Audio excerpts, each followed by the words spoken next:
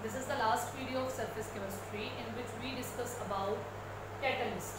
बेटा आप कैटलिस्ट को ऐसे समझ सकते हो जैसे ऐसा सब्सटेंस जो स्पीड ऑफ रिएक्शन या आप कहो रेट ऑफ रिएक्शन को इंक्रीज करे या डिक्रीज करे, यानी उसे चेंज कर दे, उसे ऑल्टर कर दे, लेकिन उसमें खुद में कोई चेंज ना आए, उसे हम क्या कहते हैं? कैटलिस्ट.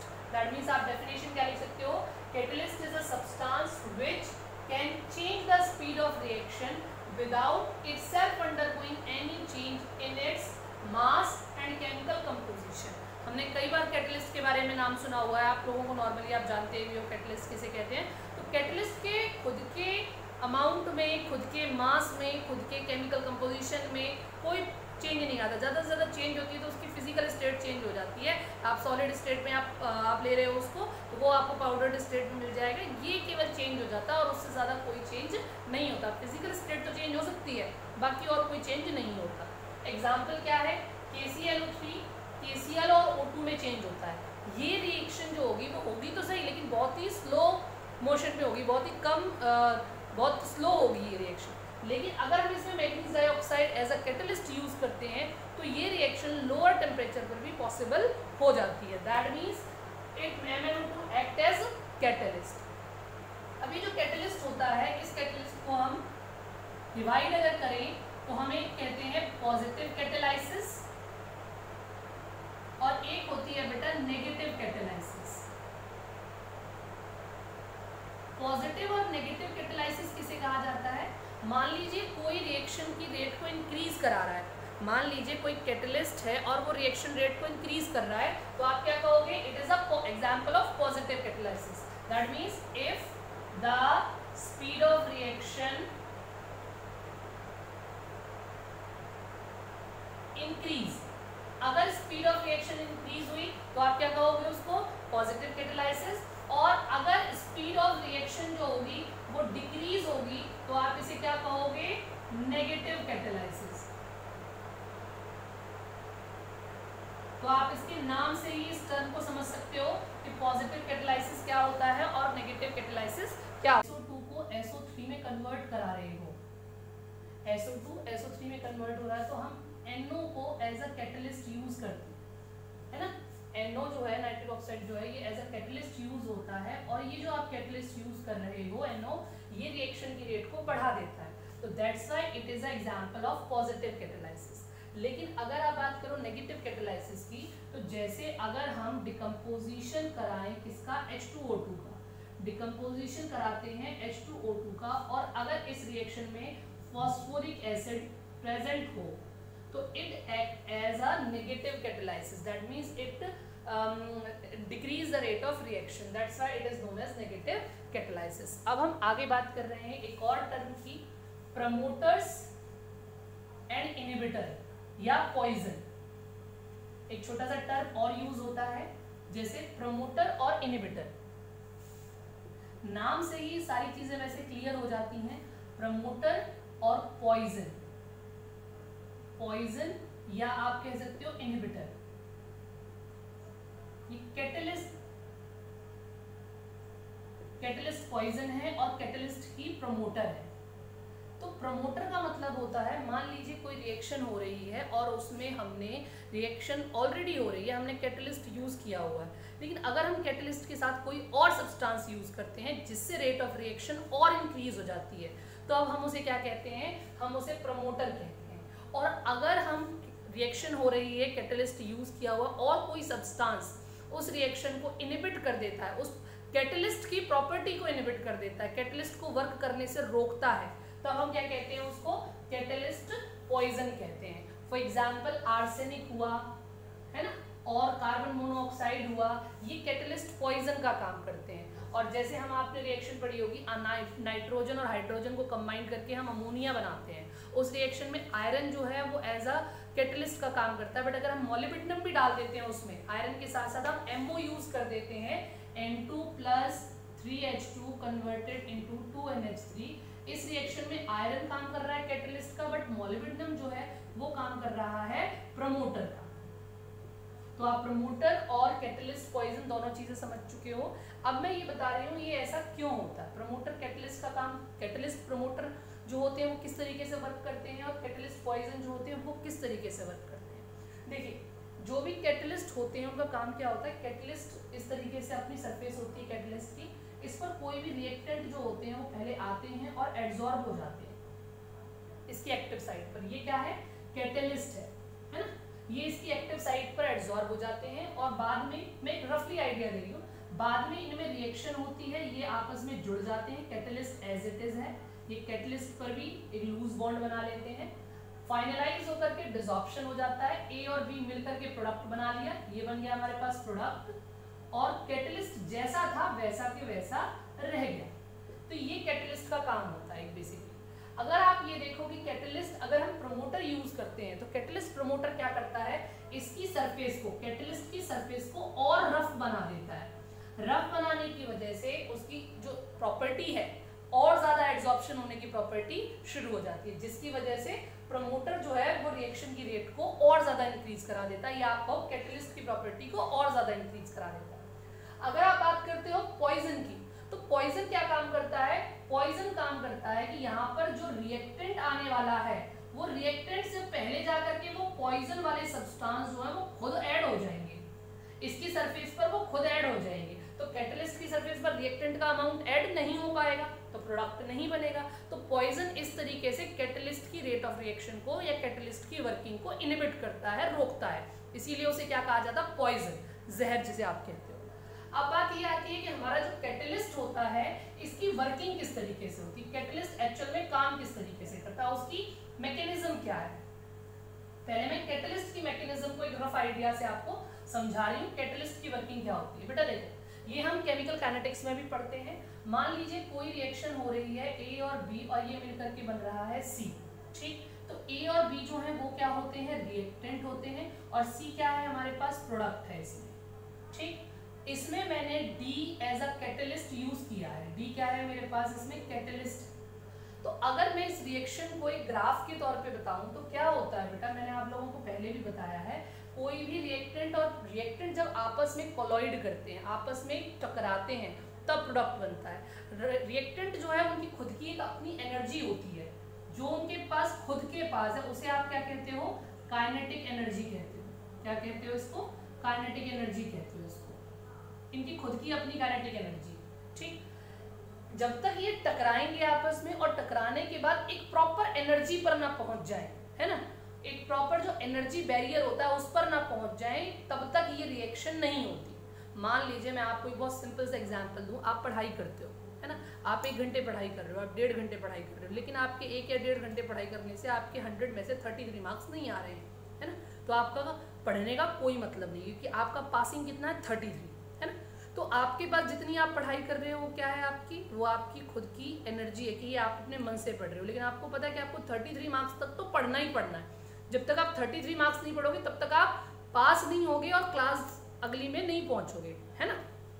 इसी तरीके से रिएक्टेंट आपस में टकराते रहें, कितना भी टकराते रहें, कितना भी कोलाइजन होता रहे, लेकिन जब तक वो एक एनर्जी बैरियर को, मान लो ये मैं यहाँ पर एनर्जी बैरियर बना देती हूँ, जब तक ये इस एनर्जी बैरियर को क्रॉस नहीं करते तब तक ये रिएक्टेंट जो है वो प्रोडक्ट में चेंज नहीं होते, प्रोडक्ट में चेंज नहीं होते।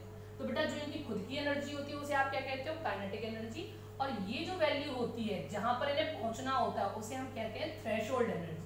क्या कहते हैं, थ्रेशोल्ड एनर्जी कहते हैं। अब क्या है, जो इनकी खुद की एनर्जी है,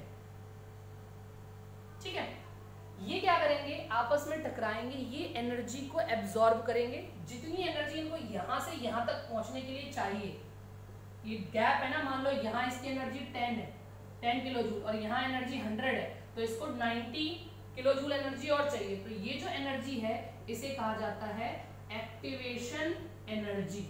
आपको एनर्जी पाथ समझ में आ गया कि खुद की एनर्जी मान लीजिए 10 किलो जूल है और वो एक्टिवेशन एनर्जी उनको चाहिए कितनी, 90 चाहिए। जब वो 90 ले लेंगे किसी भी तरीके से तब जाके वो 100 पे पहुंचेंगे, तभी वो प्रोडक्ट में बदल पाएंगे, अदरवाइज वो प्रोडक्ट में चेंज नहीं हो सकते। जैसे हम अगर ये नॉर्मल कहें, आग लगाने के लिए ऑक्सीजन का होना कंपलसरी है, तो इसका मतलब अगर किसी चीज़ में मुझे जलाना है तो मेरे पास ऑक्सीजन होनी कंपलसरी है। अब मेरे चारों तरफ ऑक्सीजन और मैं माचिस की तीली लगा के यहाँ खड़ी हूँ और मुझे किसी और सब्सटेंस को जलाना है तो नहीं जला सकती। जब तक कि मैं उन दोनों को बराबर करके उन दोनों की एनर्जी को इक्वल ना ले जाऊं, बैरियर पर ना ले जाऊं, अदरवाइज तो आग लग जाए पूरे सिस्टम में, है ना, ऐसा नहीं हो सकता। अब मैं बात कर रही हूँ कि कैटलिस्ट का काम क्या है। कैटलिस्ट क्या काम करता है कि ये जो एनर्जी बैरियर है, मान लो ये 100 किलो जूल का एनर्जी बैरियर है, कैटलिस्ट की प्रेजेंस में क्या होगा, एक अनदर पाथ डेवलप हो जाएगा। पाथ क्या डेवलप हो जाएगा कि यहाँ पर हमारे पास जो एनर्जी इतनी चाहिए हमको, कैटलिस्ट की प्रेजेंस में ये यहीं पर खत्म हो जाएगा, यानी कि एनर्जी बैरियर 100 की जगह हमको केवल 70 तक पहुंचाना है। तो अब आप ये सोचो कि 70 तक तो जल्दी पहुंच जाएंगे, बहुत सारे मॉलिक्यूल पहुंचेंगे, है ना, और ये जल्दी से जल्दी ज्यादा से ज्यादा अमाउंट ए और बी का कंबाइन होगा कि किस में चेंज होगा, सी में चेंज होगा। इसको मैं एक बहुत सिंपल से एग्जांपल से समझाती हूँ आपको। जैसे मैंने अभी कहा आपको पासिंग के लिए 33 मार्क्स चाहिए, ठीक है। अगर बोर्ड तुम पर मेहरबान हो जाए और ये कहे कि तुमको 33 की जगह केवल 25 पासिंग चाहिए, तो पहले जो बच्चा 25 मार्क्स लेके आ रहा था, 26 लेके आ रहा था, 27 लेके आ रहा था, 28 ला रहा था, 29, 30, 31, 32 तक आ रहा था, वो सारा बच्चा पहले 32 मार्क्स लाया तो पहले फेल था क्योंकि 33 चाहिए। लेकिन अगर बोर्ड मेहरबानी करते और ये कहते 25 वाले पास हो जाएंगे तो इतने सारे बच्चे और ज़्यादा पास हो जाएंगे, 25, 26 से लेकर के 32 तक के बच्चे। तो पासिंग का इनरोलमेंट क्या हो गया, बढ़ गया, पासिंग बच्चों का अमाउंट क्या हो गया, ज़्यादा हो गया। तो इस तरीके से हम ये कह सकते हैं ना, अगर हमें पास कराना है ज़्यादा बच्चों को तो हम ये भी करा सकते हैं, पासिंग मार्क्स को थोड़ा सा डिक्रीज करा के। सेम ऐसे ही होता है, कैटलिस्ट क्या करता है, एनर्जी बैरियर को नीचे कर देता है, घटा देता है, जिसकी वजह से ज़्यादा से ज़्यादा अमाउंट, ज़्यादा से ज़्यादा रिएक्टेंट प्रोडक्ट में चेंज हो जाता है। तो that is the function of catalyst, कि how the catalyst works in a reaction path. तो बेटा मेरे ख्याल से आपको समझ में आ गया होगा बिल्कुल अच्छे तरीके से। अब मैं कुछ ऐसी चीजें बात कर रही हूँ आपसे कि कुछ ऐसा क्वेश्चन आ जाता है कई बार जो थोड़ा सा देखने में हमें बहुत कम मिलता है लेकिन आ जाता है। जैसे कि मान लीजिए एक क्वेश्चन आता है कि why the hydrolysis of ester is slow in starting but become faster after some time।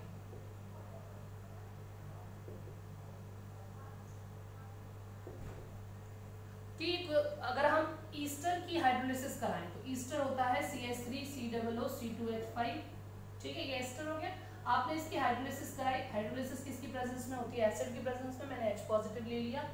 इससे क्या बन जाता है, CH3COOH प्लस C2H5OH, ये बन जाता है ना।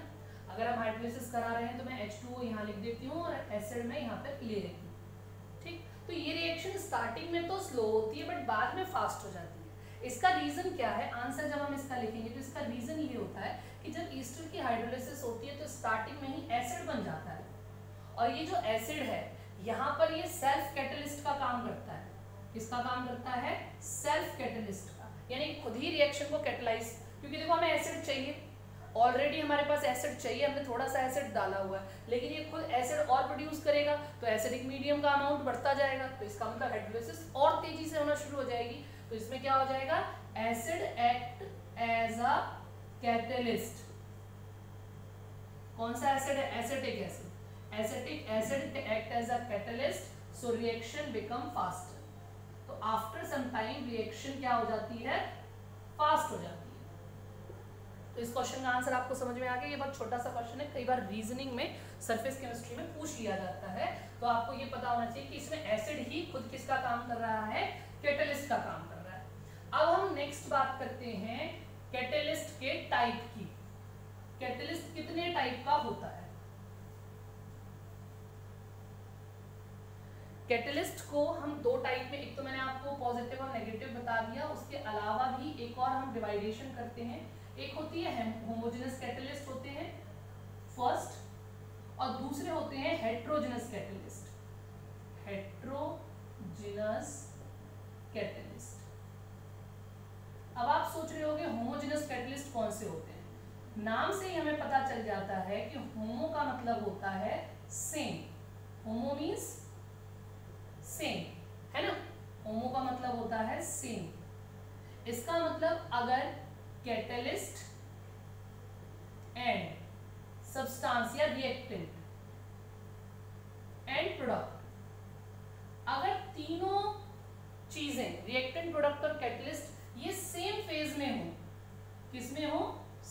फेज में हो तो आप इसको क्या कहोगे, homogeneous catalysis. For example SO2 plus O2 converted into SO3। देखो SO2 भी गैस है, O2 भी गैस है, SO3 भी गैस है, और इसमें जो हम कैटलिस्ट यूज करते हैं NO वो भी गैस है। तो ये कौन सी कैटालाइसिस हो गई, होमोजेनस कैटालाइसिस हो गई, कि हमारे पास कैटलिस्ट, रिएक्टेंट और प्रोडक्ट तीनों ही सेम फेज में अगर है तो हम उसे क्या कहते हैं, होमोजेनस कैटलिस्ट या होमोजेनस कैटालाइसिस। तो आपको ये बात समझ में आ गई पहले, क्लियर है ये चीज।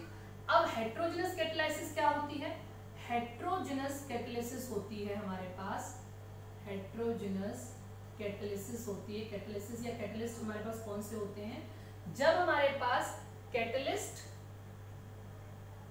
रिएक्टेंट और प्रोडक्ट अगर सेम फेज में नहीं है, not in same phase, not in same phase, अगर वो सभी सेम फेज में नहीं है तो हम उसे क्या कहेंगे, हेट्रोजेनस कैटलिस्ट। जैसे ज्यादातर इसमें जो होते हैं वो सॉलिड स्टेट में होते हैं कैटलिस्ट, ज्यादातर, ठीक। सॉलिड के बाद अगर किसी की प्रोबेबिलिटी है तो वो गैस की होती है। कैटलिस्ट ज्यादातर किस प्रेजेंस में होंगे, या तो सॉलिड में या गैस में। कम अमाउंट ऐसा होता है कि वो लिक्विड स्टेट में हो। For example N2 plus H2 converted into 2NH3, यहाँ पर 3H2, तो यहाँ नाइट्रोजन गैस है, हाइड्रोजन गैस है, अमोनिया गैस है, लेकिन इसमें हम iron as a catalyst use करते हैं which is solid in nature. So that's why it is known as example of heterogeneous catalyst. अब हम पढ़ेंगे मैकेनिज्म कि how the homogeneous catalyst work and how the heterogeneous catalyst work, कि homogeneous catalyst की working किस तरीके से है और हेट्रोजेनस कैटलिस्ट की वर्किंग मैकेनिज्म किस तरीके से, वर्किंग किस तरीके से। तो अब हम पढ़ने वाले हैं वो।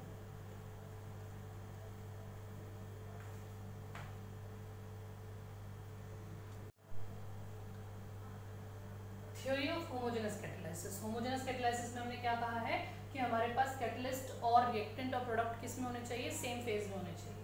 तो जैसे हम एग्जांपल जो ले रहे हैं SO2 O2 कन्वर्ट होकर के SO3 में चेंज हो जाते हैं। हमारे पास हमने इक्वेशन बैलेंस कर लेंगे, इक्वेशन बैलेंस करना बहुत कोई बड़ी चीज नहीं है।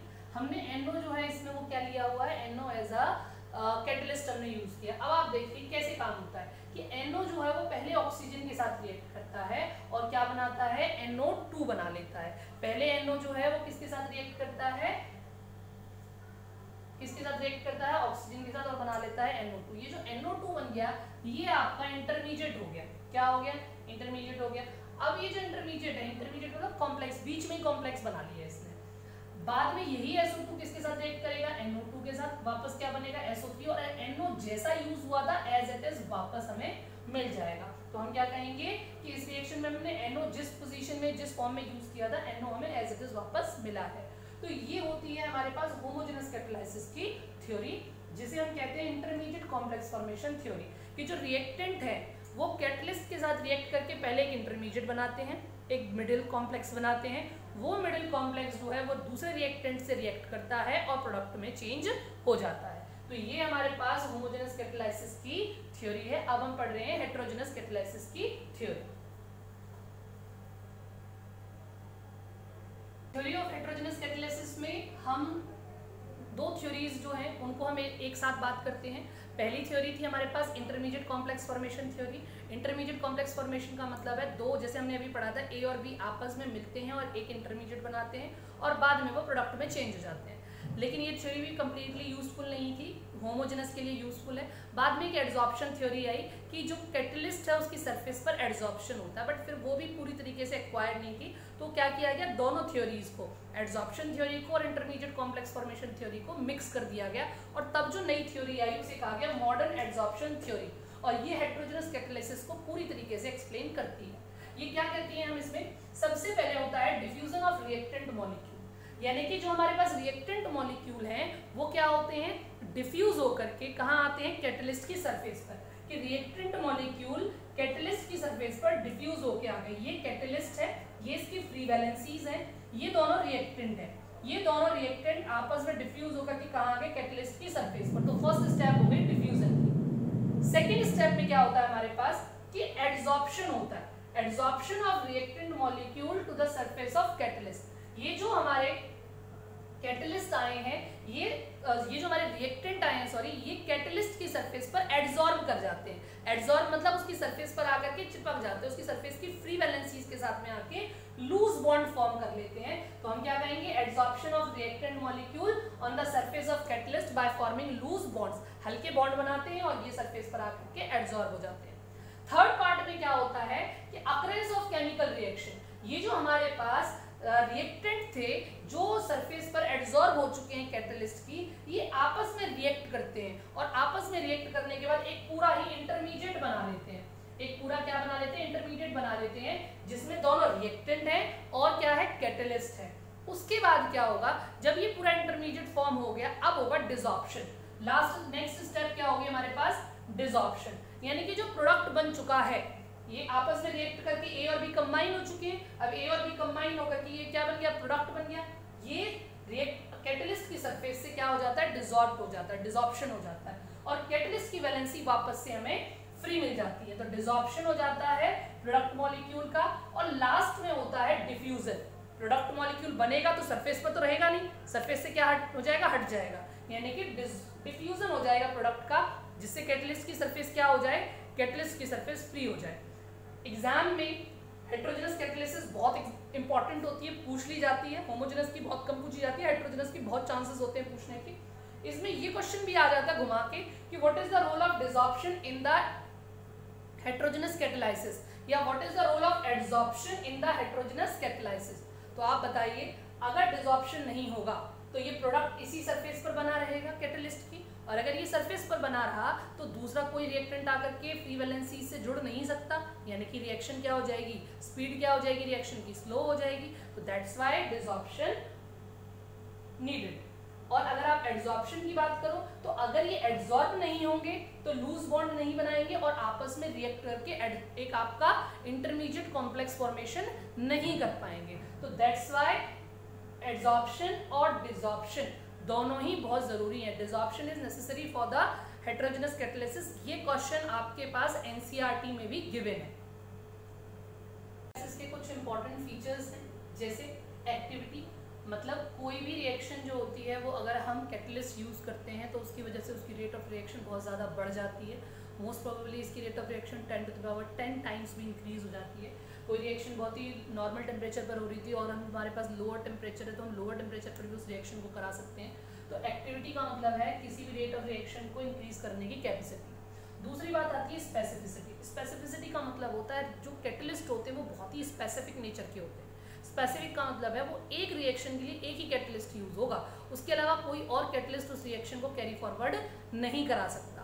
पर्टिकुलर अमाउंट और पर्टिकुलर कैटलिस्ट ही यूज होता है एक रिएक्शन के लिए। तो catalyst are very specific in nature. Next point है सिलेक्टिविटी। सिलेक्टिविटी का मतलब है हमारे पास जो कैटलिस्ट है उस कैटलिस्ट की वजह से एक प्रॉपर प्रोडक्ट ही बनेगा, ये भी सिलेक्टिविटी होती है। जैसे कार्बन मोनोऑक्साइड और हाइड्रोजन को अगर आप कंबाइन कराते हो in the presence of copper की प्रेजेंस में अगर आप कंबाइन कराते हो तो इससे बनता है एल्डिहाइड, फॉर्मल्डिहाइड बन जाता है।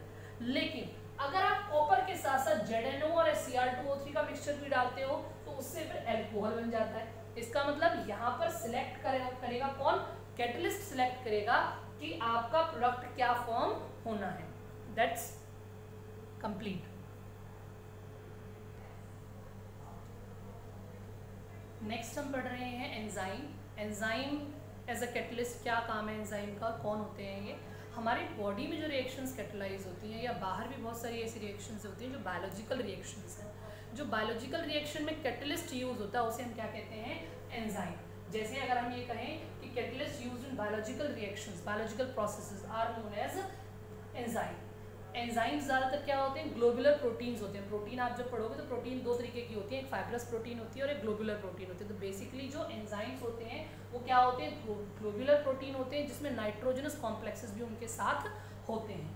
अब बात आती है, जैसे एग्जाम्पल आप बात करो तो जैसे केन शुगर है। केन शुगर जो होती है, अगर आप उसको इन्वर्जन ऑफ केन शुगर एक प्रोसेस है जिसमें क्या करते हैं, केन शुगर को वाटर के साथ हाइड्रोलिसिस कराते हैं तो वो वापस ग्लूकोज और फ्रक्टोज में बैक हो जाती है। ग्लूकोज और फ्रक्टोज यूनिट से मिलकर के केन शुगर बनता है। तो अगर हम क्या करें, उसकी हाइड्रोलिसिस कराएं तो वो ग्लूकोज और फ्रक्टोज में चेंज हो जाएगी। तो इस रिएक्शन में यूज होने वाला जो एंजाइम होगा उसे क्या कहोगे, इन्वर्टेज। ज़्यादातर जिनके पीछे एज लगा होता है, जाइमेज, पेप्सिन, ये भी एक तरीके से आपके पास क्या है, ये भी हमारे पास एंजाइम है। अब बात आती है कैरेक्टरिस्टिक्स की कि एंजाइम के कैरेक्टरिस्टिक्स क्या होते हैं। तो सबसे पहली बात है स्पेसिफिसिटी। एंजाइम जो होते हैं इनके प्रॉपर कैटलिस्ट जैसे ही हैं, अगर आप दोनों चीज़ों को कंबाइन करके भी लिखोगे तो भी कोई दिक्कत नहीं है। एंजाइम बहुत ही ज़्यादा स्पेसिफिक होते हैं अपनी नेचर में, यानी कि कोई पर्टिकुलर एक ही एंजाइम यूज होता है एक रिएक्शन के लिए। इन्वर्टेज को अगर आप किसी और में डाल दोगे तो हम नहीं काम कर सकता ये, है ना।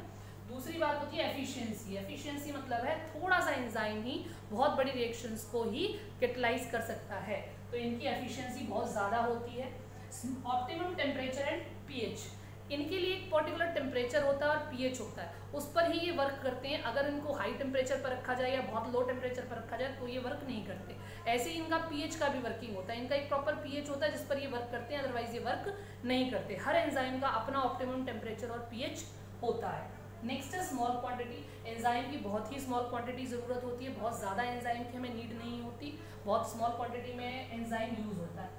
एंजाइम एक्टिवेटर, कुछ जैसे हमने पढ़ा था पॉइजन और प्रमोटर कैटलिस्ट में, ऐसे ये है एंजाइम एक्टिवेटर और एंजाइम इनहिबिटर। यानी कि अगर हम कोई और ऐसा सब्सटेंस जो एंजाइम की प्रॉपर्टीज को और बढ़ा देता है, जिन्हें हम क्या कहते हैं, coenzyme. The substance which enhance the property of enzyme is known as coenzyme. ये क्या काम करते हैं, एंजाइम को एक्टिवेट कर देते हैं, एंजाइम की प्रॉपर्टीज को, उसकी रिएक्टिविटी को और बढ़ा देते हैं।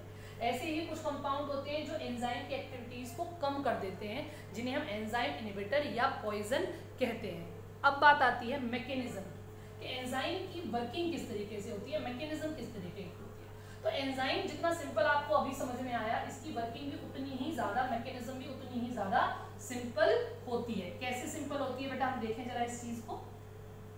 इसके लिए जो मॉडल है उसे कहा जाता है लॉक एंड की मॉडल।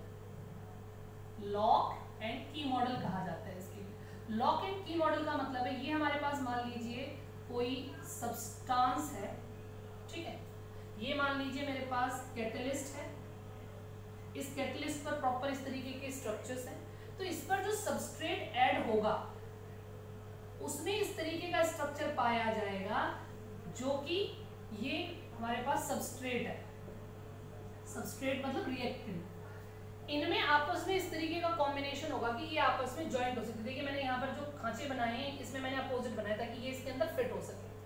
जैसे हर लॉक की फिक्स होती है, उसके अंदर आप देखो लॉक और की में क्या होता है, की में उसी तरीके की बनी होती है बनावट जो उस लॉक के अंदर होती है। तो इसे लॉक एंड की मॉडल इसीलिए कहा जाता है कि जैसे कैटलिस्ट में हमारे पास सरफेस पर स्ट्रक्चर्स होंगे, ऐसे ही हमारे सबस्ट्रेट पर हमारे पास स्ट्रक्चर्स होंगे। ये दोनों आपस में क्या करते हैं, ये आपस में जुड़ जाते हैं और एक इंटरमीडिएट फॉर्म कर लेते हैं। इसे क्या कहा जाता है, इसे कहा जाता है इंटरमीडिएट। ये इंटरमीडिएट फॉर्म करते हैं, इंटरमीडिएट कॉम्प्लेक्स इन्होंने फॉर्म कर लिया। उसके बाद क्या होगा, इंटरमीडिएट फॉर्म होने के बाद इनमें ब्रेकेज होगा, यहाँ से मतलब प्रोडक्ट जो है, रिएक्टेंट जो है वो आपस में ब्रेक होना, या जो रिएक्शन होनी है वो शुरू होगा। एंजाइम जैसा था, एंजाइम हमारे पास जैसा था वैसा ही हमें मिल जाएगा, बस प्रोडक्ट जो है वो क्या हो जाएंगे, चेंज हो जाएंगे। तो ये दोनों क्या बन गए, प्रोडक्ट, और दोनों चेंज हो गए। एंजाइम जैसा था वैसा ही हमें मिल जाता है। तो यहाँ पर हमारे एंजाइम की मैकेनिज्म फिनिश होती है। लास्ट हमारे पास है जियोलाइट्स। जियोलाइट्स कहा जाता है shape selective catalyst. Shape selective catalyst होते हैं जिनकी प्रॉपर शेप होती है, जिन्हें हनीकॉम्ब शेप कहा जाता है। वैसे एल्यूमिनोसिलिकेट होते हैं, मेटल एल्यूमिनोसिलिकेट होते हैं, जो इनकी प्रॉपर शेप होती है, जिसकी वजह से इनकी कैटलिस्ट प्रॉपर्टी होती है, जिसी की वजह से इन्हें कहा जाता है शेप सिलेक्टिव कैटलिस्ट या जियोलाइट्स। यहाँ पर ये हमारा सरफेस केमिस्ट्री खत्म हो गया है। आई थिंक आप लोगों को ये चैप्टर बहुत अच्छे से समझ में आ गया होगा। आप एक बार इसको रिवाइज कर लें।